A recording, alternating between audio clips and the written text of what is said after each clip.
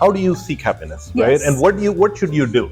How many people that have it all, are not happy with their lives? If you want to carry a Prada bag, I'm okay. I'll buy you one. I don't think I've ever shared this, but I'll share it here. Relationships are a thrust upon you.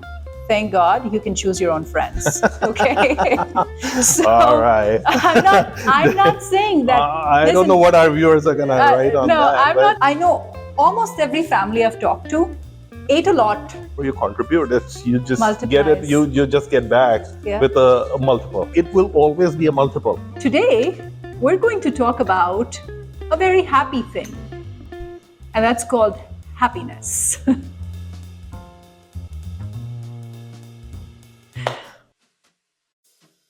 What does that happiness really mean? Because most people, I think, in this day and age, we don't really recognize or relate to happiness. What does it mean, right? Is it something that happens in a moment, or is it something that happens forever, or how does it happen? So we're going to talk about all of that. The problem is that this term is very interchangeably used with mood. Yes. So we do a lot of things about mood. So I'll give you an example. Yeah. I listened to music, right? I listened to a new song, and I felt really happy. Yes. Or I went to a concert, and I felt really happy for a short time period. Or you listen to a sad song and you're suddenly feeling really sad. You're suddenly feeling sad, right? That's a mood. That is mood. So mood swings are not just about women. So from now on, we will say men and human beings generally have mood swings. That's this debatable. Is a new finding on the show. That's debatable, but we need another show on that. Okay. All right. So going back into the mood. So a lot of people say, I feel I'm really happy about this. I bought a new car. I'm really happy. Well, yes, you are, but that excitement could only be for short term. Correct. Right? Yeah. It's momentary. It's linked to something in specific. That's correct. Every time you check the box on something, so whether you buy a car as a man, you guys buy those toys. Like you buy that Prada purse, right? How happy that made you for? It's a checkbox. After you bought the Prada, then you have the Bottega, and then you have the purses of purses, the Birkin, but it's like a 5-year-old. You bring them a new toy, that new toy gets attention for about 5 hours. After that, it's just one among the 12 toys that they have. So that is a perception that, the more things you have, the richer you are, the more money you have, the more happy you are. If this was really true, Adnan, then celebrities would not have such high levels of stress and depression. And how many celebrities, unfortunately, do we know that committed suicide? How many people that have it all, are not happy with their lives? So happiness is not, I wouldn't say that money is not important. That's not what I'm trying to say here. I think money is important, but to a certain extent, it's not contributing to your happiness. It's not bringing happiness to you. That's a perception. What is reality? Yeah. So let's talk about that. So how do you seek happiness, right? And what should you do? Yeah. Right, to think about that. So I feel like we have broken down in 6 different categories, as you see on the chart. So the first thing I'm going to start is with focusing on your body first, right? That's the most important thing. Yeah. So focusing on your body. And when you start to focus on your body, think about things that you can do to nurture it or nourish it. Yeah. Having the right nutrition, having fitness, exercise, right? True. You do these as small tasks, as you talked about, and then you finish those. Yes. Finishing those tasks will give you that comfort and the sense of that achievement. Accomplishment. So that achievement, accomplishment, help drive or contribute towards that happiness. When you keep doing those consistently, then that is the level of happiness that's going to keep going up. One thing that we're missing to say here, which we really want to say, is happiness is coming from within.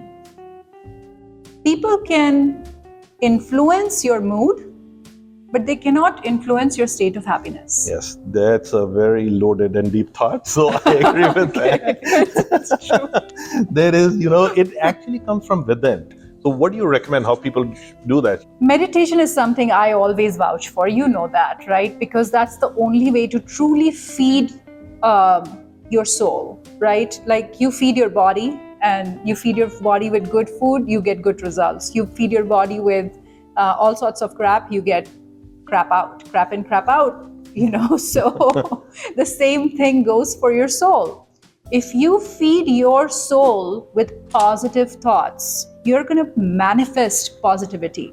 I mean, sometimes I know Adnan tells me that I am a positive thinker or very faith-oriented or spiritually oriented to a fault, right? How many times have you told me that? Balance. It's just, yeah. I tell her balance. But the fact is, it's good to feel good.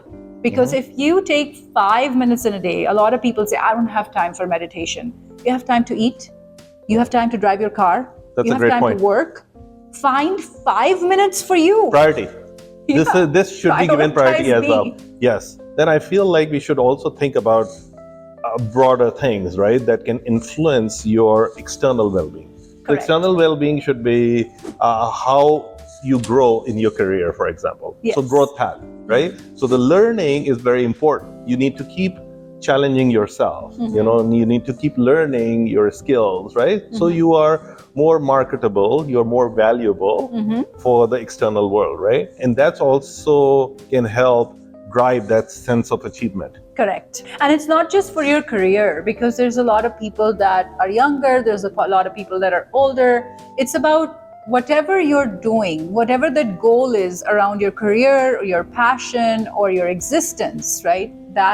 How do you grow that? Is that what you're saying? That's correct. Yeah. Right. So there has to be a path. And then when you start to achieve those smaller goals or smaller tasks around that bigger growth path, then, that's also add to that consistent satisfaction or that contentment.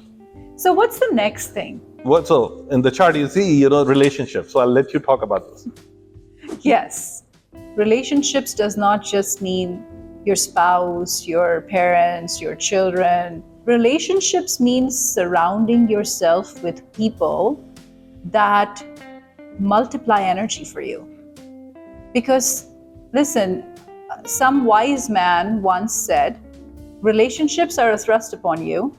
Thank God you can choose your own friends. Okay. So all right. I'm not saying that. I don't know what our viewers are gonna write on no, that. I'm not saying that people in your relationship or your family are not good. I'm just saying that if you feel you're not multiplying energy with the people in your core kin, right? That's not your only limitation. You can find people that actually multiply energy. Adnan and I are not related. We're friends from work, actually. And from the moment we met each other, it was like this perfect click. And we knew that we multiplied, we made 1 and 1 11, not 2, right? And so we've always just multiplied that energy. And so I would say relationships is something that you describe for yourself. Don't enforce that on yourself. You're very fortunate if the people in your life are the ones that actually make you multiply energy, but that doesn't mean you're only limited to them. You can still create a broader circle. So do that for yourself. Find time to hang out with those 1 or 2 friends or those 1 or 2 family members during the course of the week, so that every week, just like you do everything else, you're also building on your relationships. Yeah, I think that's a most important point. And that's why you have to surround yourself with like-minded people. True. 100% true. All right. Okay. What's the next thing? We have 2 more things to talk about. So you pick which one you want to talk about first. Okay. So I'm going to talk about broadening your horizon, right? So that's another thing is you have to think about, everyone has to go one day. Yeah. So how are you going to build your legacy? Yeah. Beautiful.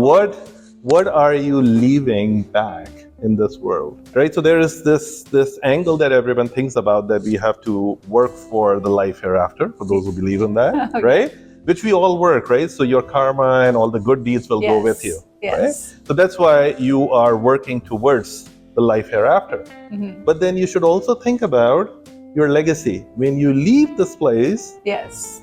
What are you leaving? What do you want people to remember you? You ask, right? Your remember you thumbprint. there. Exactly. Yeah. Because you never know how long the life is. So instead of you waiting out That's that, okay, beautiful. when I retire, I'm going to do something and all that. No, you have to start doing it today. Actually, Adnan, that's so true. I used to work with somebody.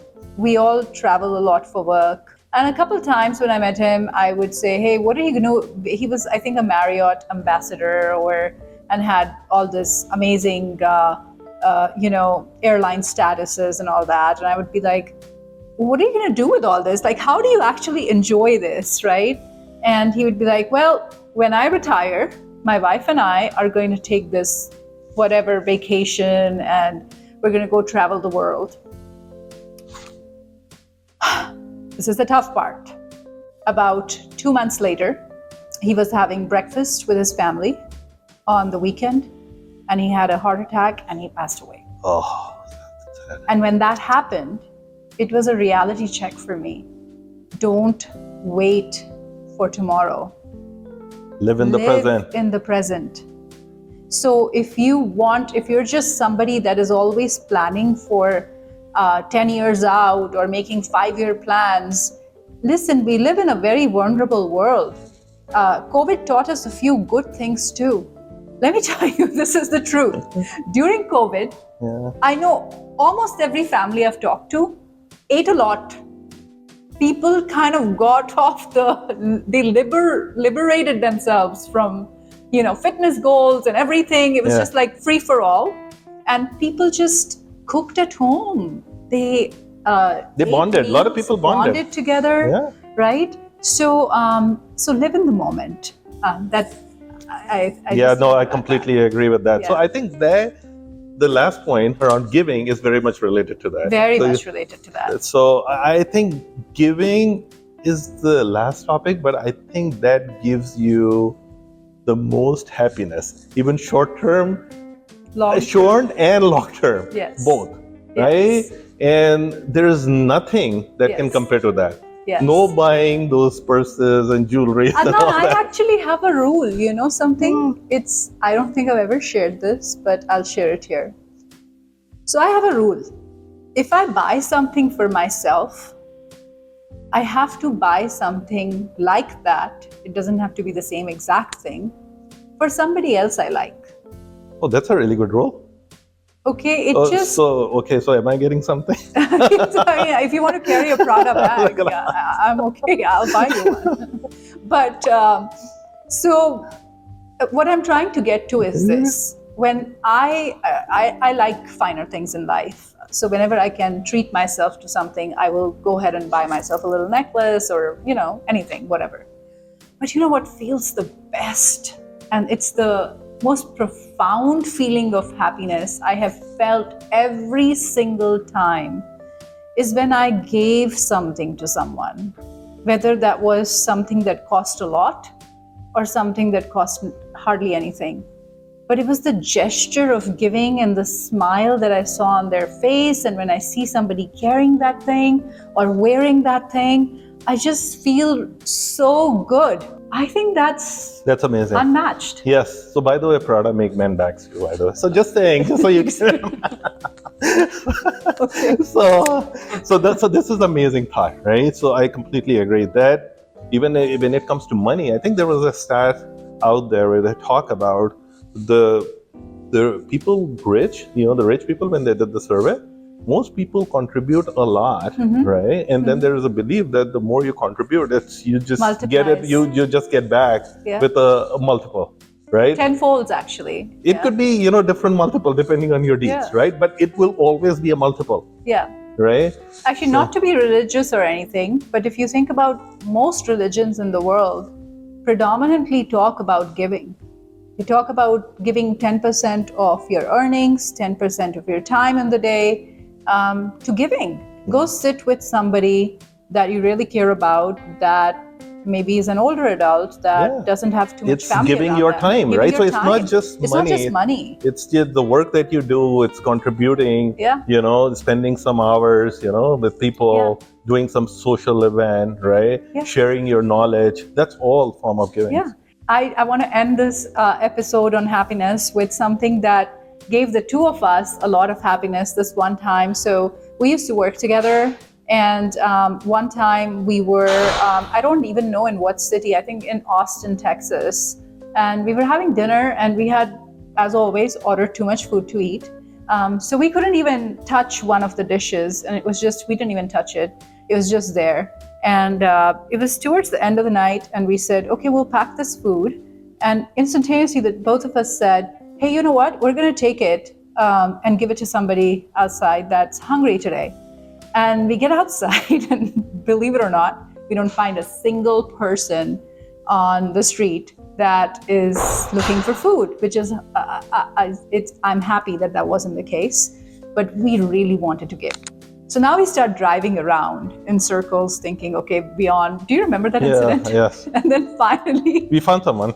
we found someone. Yeah. And we were able to give that food to that person. And as soon as we got out of the car and gave them the food, he said, oh my God, I was so hungry today.